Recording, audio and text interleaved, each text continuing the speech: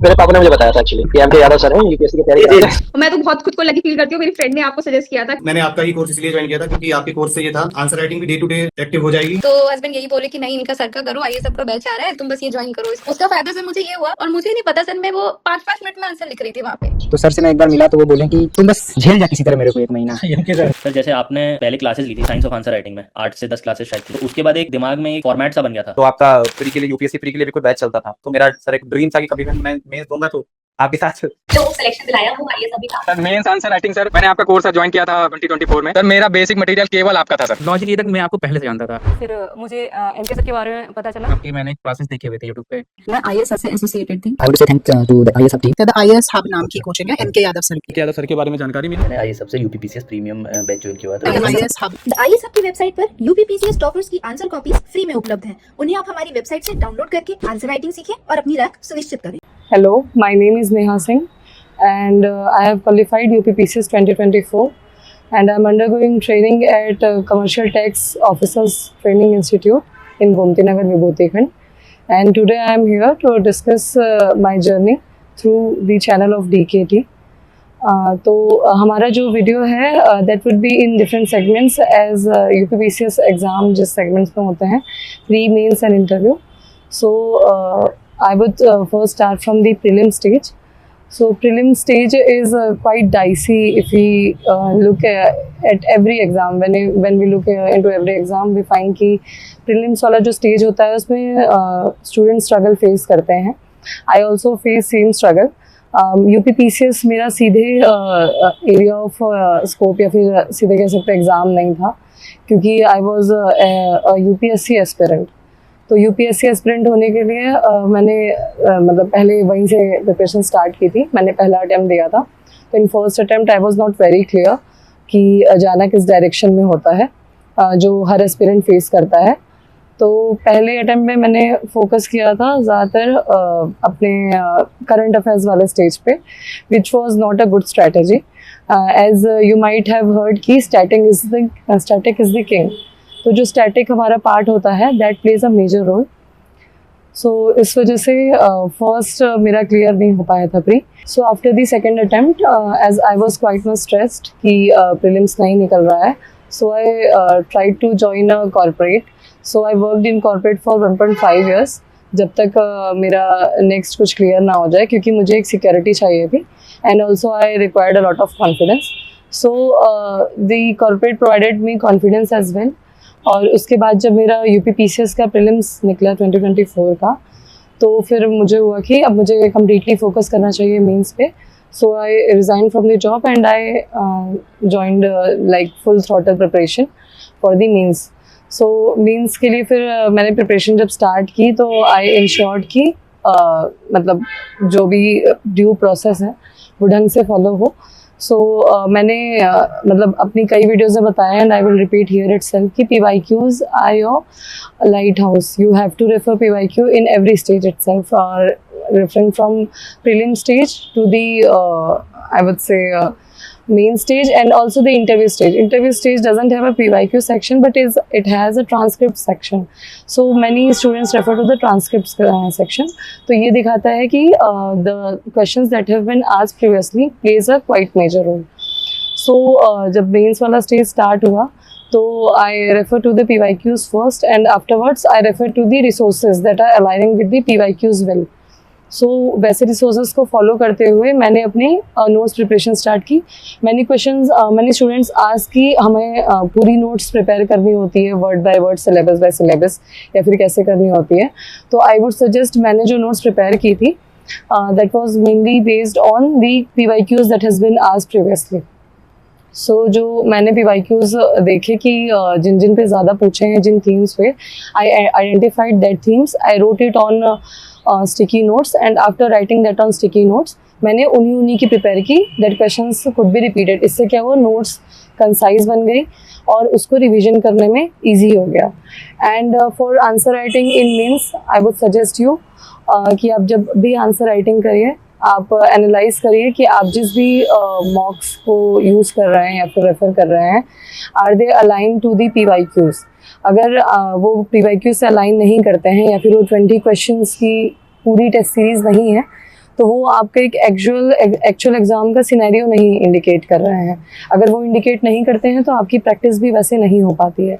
So try करिए कि आप जो भी मॉक यूज़ करिए, आप उसको जब भी रेफ़र करिए तो आप इंश्योर करिए कि वो ये सारे पैरामीटर्स को मीट करता है। अगर आप मुझसे पूछेंगे कि मैंने कौन से मॉक यूज़ किए थे, तो मैंने नेक्स्ट IAS की टेस्ट सीरीज़ ज्वाइन की थी। सिर्फ यही टेस्ट सीरीज़ मैंने ज्वाइन की थी मेंस के लिए। मेंस में इतना टाइम भी नहीं होता आपके पास कि आप कई अपने टेस्ट ज्वाइन कर सकें। तो उसमें मुझे हेल्प मिली कुछ ऐसे क्वेश्चंस को टैकल करने की जो कि डायरेक्टली एग्ज़ाम में आ गए, क्योंकि उनका जो सोर्स था वो UPSC और UPPSC के बीच की एक लाइन को वो कवर कर रहे थे। तो बहुत बेसिक भी नहीं था और बहुत एडवांस भी नहीं था। So they were on to the middle path. तो उससे ये फ़ायदा हुआ मुझे कि जो भी क्वेश्चंस हमारे एग्जाम्स में पूछे जा सकते थे वो भी कुछ डायरेक्टली हिट कर दिए क्वेश्चंस में। तो that played a major role too. So मुझे कई स्टूडेंट्स के क्वेश्चंस आते हैं related to mains prelims. So I have segregated that question and I would answer them accordingly by looking at it. तो सबसे पहले बहुत क्वेश्चंस होते हैं कि मेंस की तैयारी हम स्टार्ट कब से करें। तो अगर हम पूरे सिविल सर्विस की जर्नी देखें तो it is not a segmented journey, ये एक मिक्स और होलसम जर्नी होती है। तो इस वजह से हमें सबसे पहले ट्राई करना चाहिए कि हम मतलब जो भी क्वेश्चंस पढ़ें या फिर डेली जो हमारा शेड्यूल हो वो इस बेसिस पे हो कि प्रीलिम्स और मेंस इनकलकेटेड हो। तो सबसे पहले अगर हम मेंस को देखें तो हमारा जो मेंस की प्रिपरेशन स्टार्ट होनी चाहिए और प्रीलिम्स के साथ साथ में स्टार्ट होनी चाहिए। तो मेंस वाला जो भी है आपकी तैयारी कब शुरू होनी चाहिए, तो इनिशियली तो आप बुक्स को एक स्टैंडर्ड बुक्स को जब आप पढ़ते हैं तो उसको जनरली उसी फॉर्म में पढ़िए, बट आपका फोकस एरिया जो है वो मेंस ओरिएंटेड होने चाहिए। तो जो आप मेंस के लिए अलग से हर दिन 2-3 घंटे आप निकाल सकते हो इनिशियली जब आप पढ़ रहे हो। तो आपको स्टार्ट करना है थ्रू PYQs जब आप रेफ़र कर लेंगे तो आपको समझ आ जाएगा कि क्वेश्चन किस वे में पूछते हैं। प्रीलिम्स और मेंस के क्वेश्चंस अलग होते हैं, उनका जो एरिया भी है क्वेश्चंस पूछने का वो अलग होता है। तो आपको ट्राई करना है कि आप उसी पे स्टार्ट करिए। तो आप मेंस की प्रिपरेशन पहले से ही स्टार्ट करिए after giving 2 to 3 months to standard books. उसके बाद जब आप मेंस के प्रीलिम्स के स्टेज के पास आ जाइए, उसके 3-4 मंथ पहले तक आप मेंस की प्रिपरेशन को छोड़ सकते हैं और जब आपका प्री क्वालिफाई हो जाए उसके बाद आप मेंस की प्रिपरेशन को स्टार्ट कर सकते हैं। फिर क्वेश्चंस होते हैं कि आंसर राइटिंग कब से स्टार्ट करनी चाहिए। तो आंसर राइटिंग डे 1 से स्टार्ट करना सजेस्टेबल नहीं होता है, क्योंकि आपको पता नहीं होता है कि जो भी आप आंसर राइटिंग कर रहे हैं वो आपको उस पर मतलब आप सब कुछ लिखने का ट्राई करते हो, बट एक सही आंसर वो नहीं होता जिसमें सब कुछ हो। एक सही आंसर वो होता है जो क्वेश्चंस पूछा गया है उसके एरिया ऑफ अंडरस्टैंडिंग को वो कवर कर रहे हैं या नहीं कर रहे हैं। इसके लिए ज़रूरी है कि जब आपका एक ड्यू कंटेंट प्रिपेयर हो जाए और आपकी नोट्स प्रिपेयर हो जाए, उसके बाद आप क्वेश्चंस को अप्रोच करिए और क्वेश्चंस को उन फॉर्म में अप्रोच करिए कि आपका सोशल, पॉलिटिकल, इकोनॉमिकल जिस भी क्वेश्चन हो वो सारे एरियाज कवर हो। इससे क्या होता है, आपका क्वेश्चन जो है वो वन साइडेड नहीं लगता है और सारे एरियाज भी कवर हो जाते हैं।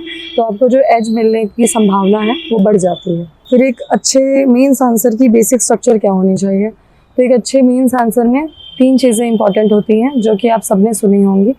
3 चीज़ों में होता है इंट्रो, मेन बॉडी और कंक्लूजन। इंट्रो में भी कई टाइप्स होते हैं, आपको इंट्रो पूछते हैं लोग किस टाइप के होने चाहिए। तो इंट्रो आपके करंट बेस्ड भी होते हैं, डाटा बेस्ड भी होते हैं और वो क्या बोलते हैं उसको फैक्ट बेस्ड भी होते हैं। तो आपको जो क्वेश्चंस हैं उस बेसिस पे एनालाइज करना पड़ेगा कि हम जो भी क्वेश्चंस लिखने जा रहे हैं उनका इंट्रो कैसा होना चाहिए।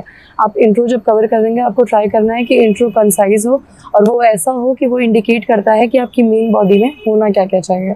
फिर आपको मेन बॉडी पे आना है। मेन बॉडी पे ट्राई करना है कि आपको जो भी मिडिल बॉडी है वो इंश्योर करती है कि आपका जो सब हेडिंग्स हैं, जो हेडिंग्स हैं वो एक फॉर्मेट में हो ताकि वो स्ट्रक्चर्ड दिखें। उसके बाद आपको उसमें ड्यू एग्जांपल्स डालने हैं, डाटा डालने हैं। उसके बाद आप आते जाते हैं कंक्लूजन पे। कंक्लूजन हमेशा आपका सजेशन बेस्ड होना चाहिए, क्योंकि आप फ्यूचर में एक ब्यूरोक्रेट बनने जा रहे हैं, आपको गवर्नमेंट को सजेशंस ही देनी होती हैं। तो आपको ट्राई करना है कि आपको सजेशन बेस्ड होना है, एग्जाम्पल बेस्ड होना है। जैसे सिंगापुर का मॉडल काफ़ी फेमस है कई चीज़ों में, आप उसके एग्जाम्पल्स डाल सकते हैं और गवर्नमेंट क्या क्या ऑल स्टेप्स ले चुकी है उस रिगार्डिंग उसका भी एग्जांपल दे सकते हैं कि गवर्नमेंट इस एरिया में ऑलरेडी काम कर रही है और हम इम्प्रूव कर रहे हैं। डाटा, फैक्ट्स और रिपोर्ट्स को कैसे प्रिपेयर करें। तो डाटा फैक्ट्स और रिपोर्ट्स को प्रिपेयर करने में हम मल्टी बेस्ड अप्रोच ले सकते हैं। जैसे कि आप मैगज़ीन से कवर कर सकते हैं कुछ डाटा फैक्ट्स ट्राई करिए कि सीधे गूगल AI से यूज़ करिए, और कुछ डाटा फैक्ट्स को आप जेमिनी ChatGPT से भी यूज़ कर सकते हैं। आपको बस ये इंश्योर करना है कि डाटा फैक्ट्स आपके नोट्स में बहुत ज़्यादा भरे नहीं होने चाहिए, वो उनका एक बैलेंस दिखना चाहिए, जितना रिक्वायर्ड है उतना ही होना चाहिए, ताकि आपका जो आंसर है वो बहुत ज़्यादा मोनोटोनस ना दिखे, वो एक ड्यू क्यूरियोसिटी क्रिएट करे एग्जामिनर के माइंड में, और उस क्वेश्चन का आपको एक एज मिले।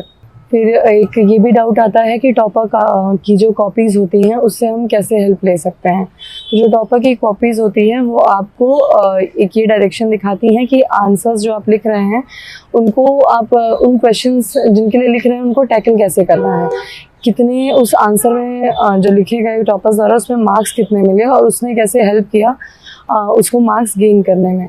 तो आप टॉपर की कॉपीज़ जब भी देखेंगे आपका एरिया ऑफ फोकस ये होना चाहिए कि उसने इंट्रो को कैसे लिखा है, एक क्यूरोसिटी कैसे एग्जामिनर के माइंड में डेवलप की है कि वो ड्यू आंसर्स को लिख पाए। उसके बाद उसने कैसे एग्जाम्पल्स यूज़ किए हैं, वो कैसे यूनिक हैं बाकी लोगों के एग्जाम्पल्स में जिसने उसको मार्क्स गेन कराए हैं। तो आप यहाँ से हेल्प ले सकते हैं। कई बार इन्फॉर्मेशन भी आप डायरेक्टली टॉपर कॉपी से उठा के अपने आंसर्स में इनकलकेट कर सकते हैं, जो आपको हेल्प करते हैं आपके मार्क्स को इंक्रीज़ करने में। तो मेंस के अगर हम रिसोर्सेज की बात करें तो अगर फ्री रिसोर्सेज की बात करूँ तो PW की जो मेंस की नोट्स आती है उसे हम प्रहार सीरीज़ भी कहते हैं, वो मेरे लिए काफ़ी हेल्पफुल रही है। मैंने अपनी मेंस की काफ़ी प्रिपरेशन वहाँ से की है। यूपी स्पेशल की बात की जाए मेंस में तो यूपी स्पेशल में पेपर 5-6 जो है वो हमारा यूपी स्पेशल का पेपर होता है। उसमें अगर बात की जाए तो मैंने ISPCS पाठशाला का पेड कंटेंट यूज़ किया है। उसमें हमारे पेपर 5-6 में लोगों को काफ़ी रिसोर्सेज यूज़ करने पड़ते हैं।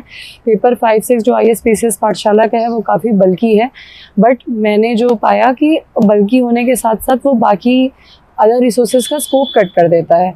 उससे ये फ़ायदा होता है कि आपको भले ही वो रिसोर्स बल्कि है बट आपको सारा कंटेंट वही मिल जाता है, ना आपको गूगल को यूज़ करने की ज़रूरत पड़ती है, ना ही आपको प्रूफ रीडिंग की ज़रूरत पड़ती है, ना ही किसी और चीज़ की। तो मेरे लिए पेपर 5-6 के लिए ISPCS पाठशाला काफ़ी हेल्पफुल रही है, तो मैं वो सजेस्ट करूँगी। प्रहार के लिए GS 1-2-3 के लिए मेरे लिए प्रहार काफ़ी अच्छी थी। GS 4 के लिए मैंने अनिमेश प्रधान सर जो कि UPSC के टॉपर रहे हैं उनकी नोट्स यूज़ की थी, और साथ में वहाँ ChatGPT और जेमिनी से मैंने वैल्यू एडिशन काफ़ी किया था, तो वो मेरे लिए काफ़ी हेल्पफुल रहा था। उसके बाद अगर पेड कंटेंट की यूज़ की जाए तो मैंने मेंस की टेस्ट सीरीज़ जो है पेड कंटेंट में यूज़ की थी, जो कि मैंने बताया मैंने नेक्स्ट IAS की ली थी। उनकी मेंटरशिप में भी वहाँ योगेश सर थे, उनसे मुझे काफ़ी हेल्प मिली थी। तो इससे मैं मेंस के अपने रिसोर्सेज को क्लियर करती हूँ। मेंस में अगर नोट्स की बात आए तो मैंने जैसा पहले बताया मैंने मेंस की पूरी नोट्स नहीं प्रिपेयर की थी, मैंने GS 1 की पूरी PYQ बेस्ड नोट्स बनाई थी। उससे मुझे मेंस में काफ़ी अच्छे मार्क्स भी मिले थे। तो और ऐसे की अगर हम बात करें तो ऐसे में मैंने UPSC की ही मैम हैं एक, उनका मुझे नाम नहीं याद आ रहा, मैंने उनका पूरा ही कंटेंट यूज़ किया था। साथ में मैंने ChatGPT से अलग अलग डाटा फैक्ट्स और वैसे एग्जांपल्स यूज़ किए थे जो कि मेरे ऐसे को और एनरिच बनाए। UPPCS में एक चीज़ फोकस करिएगा कि कोर्ट बेस्ड जो भी ऐसे होते हैं उस पर काफ़ी ज़्यादा मार्क्स मिलते हैं, जो मैंने पर्सनली फील किया है और मेरे मेंटर ने भी सजेस्ट किया था, क्योंकि मेरे ऐसे में इस बार 100 मार्क्स हैं जो कि one of the highest marks हैं। तो मैं ये चीज़ बोल सकती हूँ कि हाँ कोर्ट बेस्ड में अच्छे मार्क्स मिलते हैं, क्योंकि मुझे भी मिले। तो मैं ये आपको सजेस्ट कर सकती हूँ कि आपका जो भी ऐसे का UPPCS का कंटेंट बने उसमें ट्राई करिए कि ज़्यादा से ज़्यादा आप कोट्स लिखिए, वो आपके लिए काफ़ी हेल्पफुल हो सकते हैं। तो अब हम पहले UPPCS प्रीलिम्स की स्ट्रैटेजी डिस्कस करेंगे। UPPCS और UPSC के जो प्रीलिम्स होते हैं उनमें थोड़ा सा जो एरिया है वो अलग अलग फोकस एरिया उसका अलग होता है। जैसे कि UPSC थोड़ा कंसेप्चुअल बेस्ड और आपके एनालिटिकल स्किल्स भी साथ में टेस्ट करता है। UPPCS के लिए एक कहा जाता है कि फैक्चुअल बेस्ड ये क्वेश्चन ज़्यादा पूछता है, तो हाँ वो बात सही है कि हाँ वो फैक्चुअल क्वेश्चंस पूछता है। बट अगर अभी हम 2024 से देखें तो UPPCS ने भी अपना एरिया ऑफ फोकस थोड़ा सा चेंज करने का ट्राई किया है। UPPCS भी जो एरिया ऑफ क्वेश्चंस पूछ रहा है वो थोड़े कंसेप्चुअल और एनालिटिकल के साइड जा रहे हैं। जैसे अगर आप 24 का देखेंगे पेपर तो वो काफ़ी ज़्यादा एनालिटिकल है, 25 का भी देखेंगे तो वो ओरिएंटेशन आपको दिख सकता है। तो आपको ट्राई करना है कि UPPCS की भी जो स्ट्रैटेजी है उसको फैक्चुअल के साथ साथ एक एनालिटिकल भी रखिए।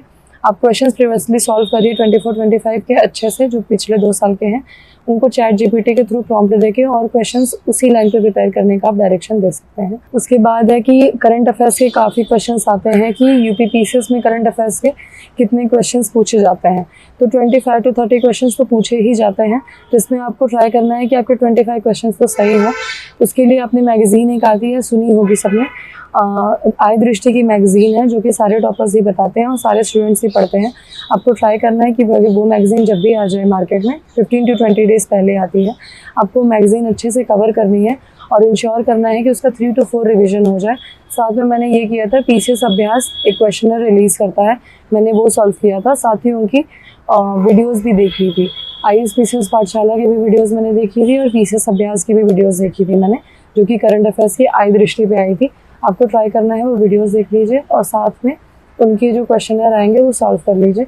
उससे आपका क्या होगा कि आपके जो करंट अफेयर्स मैगज़ीन है उसको याद करने में थोड़ी सी आसानी हो जाएगी। अगर पूछा जाए पीवाईक्यूज़, तो पीवाईक्यूज़ को मैंने कैसे एनालाइज़ किया, तो सबसे पहले मैंने टॉपिक वाइज एनालाइज़ किया।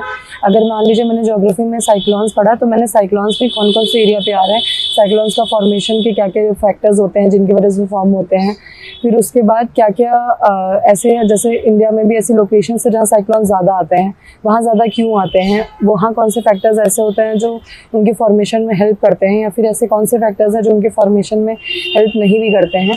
साइक्लोन्स को अलग अलग एरिया में किन किन नाम से जाना जाता है, ऐसे क्वेश्चंस आप पीवाईक्यूज़ देखिए और पीवाईक्यूज़ में से कितने क्वेश्चंस बने हैं वैसे एनालाइज करिए। आप चाहिए कोई एक एरिया होगा जो आपके लिए प्रॉब्लम क्रिएट होगा, तो उसके लिए आप अपनी नोट्स भी बना सकते हैं, तो आपको ये काफ़ी हेल्प करेगा। ये प्रीलिम्स के कुछ टिप्स हैं जो जनरली मैं बताती हूँ, वो मैं आपको बता रही हूँ, ये आपको प्रीलिम्स में काफ़ी हेल्प करेंगे।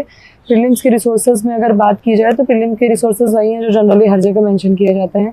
पॉलिटी मैंने लक्ष्मीकांत पढ़ी थी, उसके बाद हिस्ट्री, मॉडर्न हिस्ट्री मैंने स्पेक्ट्रम पढ़ी थी। ओल्ड और मिडाइवल के लिए मैंने एंशिएंट और मिडाइवल के लिए मैंने ओल्ड एनसीईआरटी पढ़ी थी।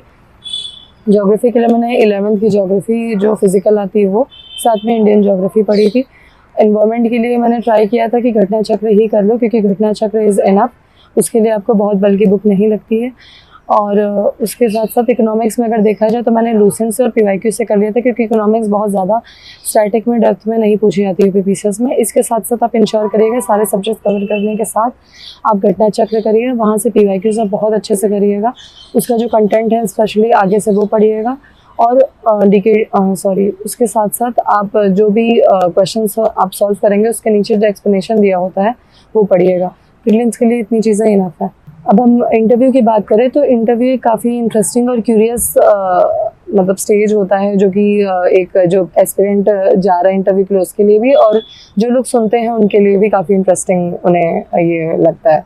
तो उस पर अगर कुछ बात करें इंटरव्यू की प्रिपरेशन मैंने कैसे की थी, तो इंटरव्यू की जो मेरी डेट थी वो 23 फरवरी ही थी, तो बहुत ज़्यादा टाइम नहीं था मेरे पास। रिज़ल्ट आया था 4 फ़रवरी को और 23 फरवरी को था। उसमें मुझे प्रिपरेशन भी करनी थी, मॉक टेस्ट में जाके रजिस्टर भी करना था, मॉक्स भी देने पे खुद को प्रिपेयर भी करना था। तो मेरा जो उसमें था, मेरा की एरिया ऑफ फोकस था कि मैं करंट अफेयर्स जो भी कवर कर रही हूँ वो करंट अफेयर्स अच्छे से हो जाए, क्योंकि जनरली बात करंट अफेयर्स पे ही ज़्यादा होती है प्रीलिम्स वाले स्टेज पे, क्योंकि न्यूज़पेपर सब पढ़ते हैं। तो आपको ट्राई करना है कि आप न्यूज़पेपर्स जो भी हैं वो कवर अच्छे से करिए। इसमें आपको हिंदी न्यूज़पेपर्स पे भी थोड़ा फोकस एरिया ज़्यादा बढ़ाना पड़ेगा, क्योंकि यूपी जो है एक वैसा हिंदी वाला स्टेट है जिसमें लोग हिंदी न्यूज़पेपर ज़्यादा पढ़ते हैं। तो बहुत चांसेस होते हैं कि एग्जामिनर्स भी कहीं ना कहीं वही पढ़ रहे हैं, न्यूज़ भी वो कहीं ना कहीं वही पढ़ रहे हैं। तो आप इंग्लिश के साथ साथ इंश्योर करिए कि आप हिंदी न्यूज़पेपर्स भी पढ़िए। उसमें भी आपको इंश्योर करना है आपका जो, अगर मैं लाइन बाय लाइन बताऊँ तो आपका खुद का जो इंट्रो है वो अच्छे से प्रिपेयर होना चाहिए, आपकी हॉबीज़ अच्छे से प्रिपेयर होनी चाहिए। अगर आप एक वुमेन है तो वुमेन बेस्ड जो भी प्रॉब्लम्स आती हैं सोसाइटी में, डोमेस्टिक वायलेंस की, एजुकेशन की, और जो वुमेन के लिए गवर्नमेंट इवन स्कीम्स भी ले आई है, health based schemes, entrepreneurship based schemes, वैसी चीज़ों पे आपको फोकस करना है कि आपका एक होल्ड अच्छा होना चाहिए। उसके साथ साथ आपको यूपी की जो इन्फॉर्मेशन है वो अच्छे से होनी चाहिए, क्योंकि आप एक यूपी का एग्ज़ाम दे रहे हैं। और उसके साथ आपको इंश्योर करना है कि आपका कॉन्फिडेंस अच्छा होना चाहिए। अगर आप जब भी कोई क्वेश्चंस टैकल नहीं कर पा रहे हैं तो आपको पैनिक नहीं होना है। आप एक रोबोट नहीं है कि आपको सारे ही क्वेश्चंस आएंगे, आप एक ह्यूमन है, और आपको जो भी क्वेश्चंस अगर एग्जामिनर पूछ रहा है आपको नहीं आ रहा है, ये बात एग्जामिनर को भी बहुत अच्छे से पता है कि बहुत क्वेश्चंस हो सकते हैं जो स्टूडेंट्स को ना आ रहे हैं, आपको वहाँ सॉरी बोलना है और मैं रिमेंबर नहीं कर पा रही हूँ या फिर मैं आगे जाके इस क्वेश्चन पे और देखूंगी या ये एरिया को और डिस्कस करके पढ़ूंगी, इस चीज़ को कह के आपको आगे बढ़ जाना है। एग्जामिनर भी इस चीज़ को आपकी मतलब एनालाइज करेगा इस स्किल को कि आपके अंदर एक फेक जो कह सकते हैं ईगो नहीं है या फिर आपके अंदर एक लर्निंग बेस्ड एटीट्यूड है कि आप बाद में जाके इस क्वेश्चन को पढ़ोगे भी, और आपको अगर नहीं आता है क्वेश्चन तो आप उस चीज़ को एक्सेप्ट कर रहे हो। तो अगर नहीं आता है तो जो एक बच्चों के मन में क्यूरियोसिटी, अगर नहीं आएगा तो हम वहाँ क्या करेंगे, आपको सॉरी बोलना है और आप आगे बढ़ जाओगे, आपको कोई प्रॉब्लम नहीं होगी। मेरे साथ यही हुआ।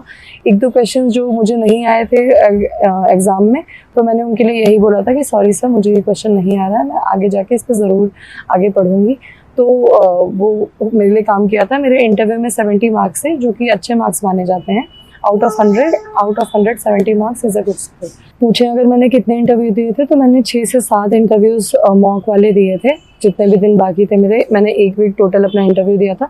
इंटरव्यू देने के बाद मैं आके कंटेंट भी प्रिपेयर करती थी, साथ में जो क्वेश्चंस मैं टैकल नहीं कर पाई वीडियोस में देखती थी कि बोलते वक्त मेरा क्या फेस है, मैं ज़्यादा कहीं घबराई तो नहीं लग रही या फिर जो है। तो मेरा ओवरऑल जो वहाँ का भी फीडबैक था वो काफ़ी अच्छा था, और साथ ही साथ मैं मिरर में देख के भी प्रैक्टिस करती थी, ताकि अगर कोई भी स्कोप ऑफ इम्प्रूवमेंट बचे तो मैं उसको टैकल कर पाऊँ।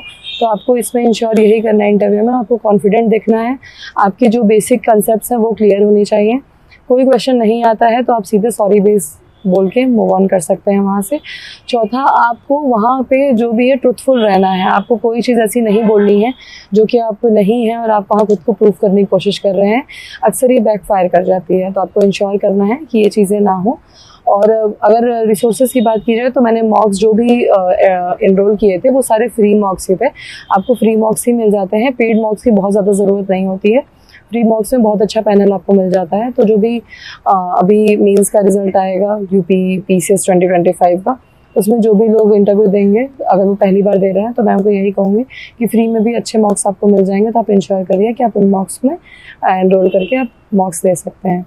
अगर मैं आने वाले जो फ्यूचर एस्पिरेंट्स हैं उनके लिए एक मैसेज देना चाहूँ तो यूपीएससी 2026 का प्रीलिम्स पास है, यूपीएससी 2025 मेंस का रिजल्ट आने वाला है, और उनके भी एस्पिरेंट्स के जो भी इंटरव्यू होंगे उनके लिए मैं यही कहना चाहूँगी कि आपका जो यूपी पीसीएस में आपकी जो भी है स्टेजेस, वो ये डिसाइड करती हैं कि आप कितना आगे बढ़ रहे हैं, साथ में आपका कॉन्फिडेंस क्या था उन सारी स्टेजेस पे। वही कॉन्फिडेंस है जो आपको आगे ले जाने में हेल्प करता है, और वो कॉन्फिडेंस हमेशा आता है आपकी नॉलेज से, आपके स्किल सेट से।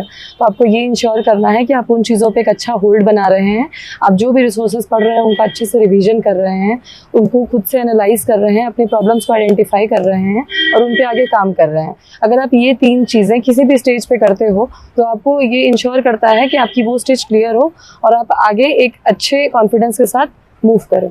तो मैं आपको एक अच्छी शुभकामना देती हूँ और ये विश करती हूँ कि आपकी ये जर्नी जल्दी सक्सेसफुल हो और आप जल्दी स्टेज के उस साइड के बजाय स्टेज के इस साइड आएँ जहाँ मैं बैठी हूँ, वहाँ से बोलें और दूसरों से वार्ता करें, अपनी जर्नी को शेयर करें। Thank you.